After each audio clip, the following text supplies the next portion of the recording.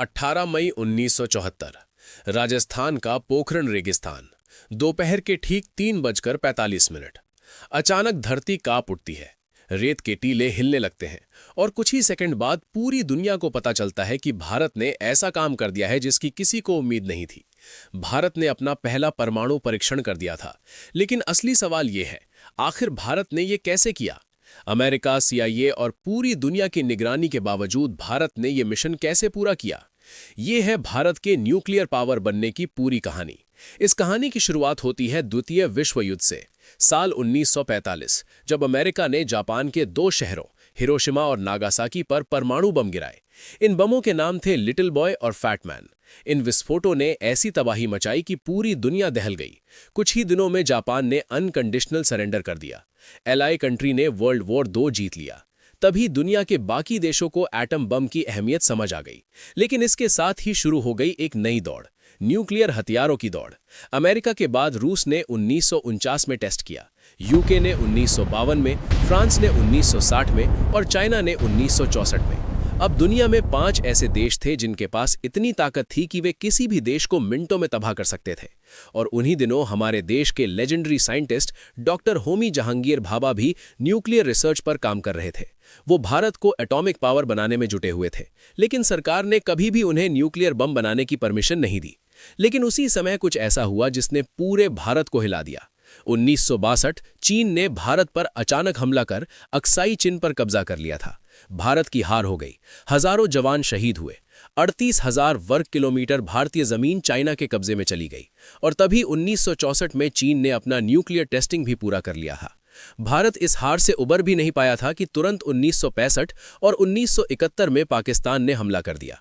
और तो और 1971 के युद्ध में ब्रिटिश नेवी फ्लीट अरब सागर से और US नेवी बंगाल की खाड़ी की तरफ से भारत को घेरने लगी। ऐसी स्थिति में भारत ने USSR को अर्जेंट मैसेज भेजकर हेल्प मांगी। तब तुरंत USSR की नेवल शिप भारत की सिक्योरिटी के लिए निकल पड़ी। जैसे ही यूके को इस बात का पता चला, वो बिना देर किए मेडागास्कर की तरफ भाग निकला। US का टास्क फोर्स अपने 75,000 टन की क्षमता और 70 फाइटर एयरक्राफ्ट के साथ बंगाल की खाड़ी में उतरने वाला था। वहीं अपना INS विक्रांत भी 20,000 टन की क्षमता और 20 फाइटर जेट के साथ शान से US को मुंह तोड़ जवाब देने को तैयार था। और USSR की naval marine force, cruiser destroyer और न्यूक्लियर वॉरहेड्स भी भारत के सपोर्ट में आकर खड़े हो गए। तब जाकर US की नेवल फोर्सेस ने बे ऑफ बंगाल में प्रवेश नहीं किया और UK फोर्सेस की तरह ही अपना मुंह पाकिस्तान से मोड़ लिया। 1971 में भारत की जीत के पीछे USSR के सपोर्ट का बहुत बड़ा रोल था। इसीलिए उस दौरान इंडियन लीडर्स को लगा कि अगर चाइना और पाकिस्तान जैसे देशों का सामना करना है तो न्यूक्लियर वेपन जरूरी है। न्यूक्लियर बम बनाकर अमेरिका ने न्यूक्लियर रेस की शुरुआत जरूर की थी, लेकिन भारत को इस रेस में शामिल करने वाले 3 महान लोग थे: JRD Tata, doctor Homi Jahangir Bhabha, Lal Bahadur Shastri. JRD Tata ने न्यूक्लियर रिसर्च के लिए फंडिंग की थी। जब अमेरिका ने हिरोशिमा और नागासाकी पर बम गिराकर अपनी पावर का शो ऑफ किया था, तभी से होमी भाभा जवाहरलाल नेहरू और कांग्रेस लीडर्स से कहते आए थे कि हमें भी न्यूक्लियर पावर की फील्ड में अपना काम आगे बढ़ाने की जरूरत है। इस प्रोग्राम में प्राइम मिनिस्टर जवाहरलाल नेहरू भी काफी दिलचस्पी रखते थे। इसीलिए उन्होंने इस न्यूक्लियर प्रोजेक्ट को पीसफुल डेवलपमेंट के नाम पर ऑथराइज किया था। लेकिन उन्होंने एटॉमिक रिसर्च को सिर्फ पावर जनरेशन तक ही सीमित रखने को कहा था। डॉक्टर भाभा ने 1954 में एटॉमिक एनर्जी एस्टैब्लिशमेंट ट्रॉम्बे को एस्टैब्लिश किया, ताकि भारत में multi disciplinary nuclear research program शुरू किया जा सके। और जब 1964 में चाइना ने अपना न्यूक्लियर टेस्ट किया, तब लाल बहादुर शास्त्री ने 1965 में भारत के न्यूक्लियर एक्सप्लोजिव प्रोग्राम को ग्रीन सिग्नल दे दिया। इसके बाद भारत के परमाणु कार्यक्रम को नई दिशा मिली। इस मिशन में कई लोगों का बड़ा योगदान था: JRD टाटा, डॉक्टर होमी भाभा और लाल बहादुर शास्त्री। लेकिन 1966 में एक चौंकाने वाली घटना हुई। डॉक्टर होमी भाभा की एक विमान दुर्घटना में मौत हो गई और उसी महीने प्रधानमंत्री लाल बहादुर शास्त्री का भी निधन हो गया। भारत के परमाणु कार्यक्रम को बड़ा झटका लगा। लेकिन ये सपना यहीं खत्म नहीं हुआ। Indira Gandhi and secret mission. जब इंदिरा गांधी प्रधानमंत्री बनी, उन्होंने गुप्त रूप से परमाणु कार्यक्रम को आगे बढ़ाने का फैसला किया। इस मिशन की जिम्मेदारी वैज्ञानिकों की एक टीम को दी गई। करीब 75 वैज्ञानिक और इंजीनियर इस प्रोजेक्ट पर काम कर रहे थे, लेकिन इसकी जानकारी केवल कुछ ही लोगों को थी। 1974 पोखरण टेस्ट। और आखिरकार आया वो दिन, 18 मई 1974। पोखरण के रेगिस्तान में भूमिगत परमाणु परीक्षण किया गया। इस विस्फोट की क्षमता लगभग 12 किलोटन थी। इस मिशन को नाम दिया गया स्माइलिंग बुद्धा। भारत दुनिया की छठी परमाणु शक्ति बन गया।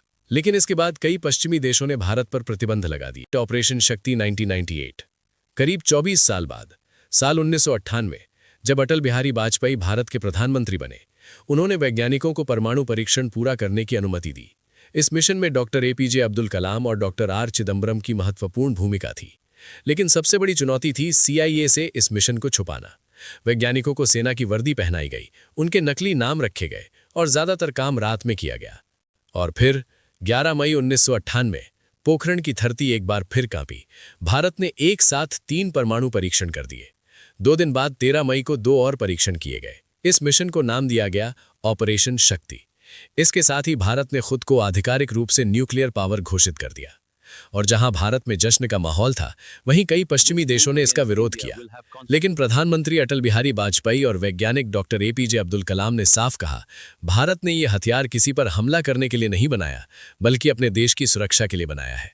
आज भारत दुनिया की सबसे ताकतवर परमाणु शक्तियों में से एक है, और ये सब संभव हुआ उन वैज्ञानिकों, नेताओं और सैनिकों की वजह से जिन्होंने देश की सुरक्षा के लिए अपना जीवन समर्पित कर दिया।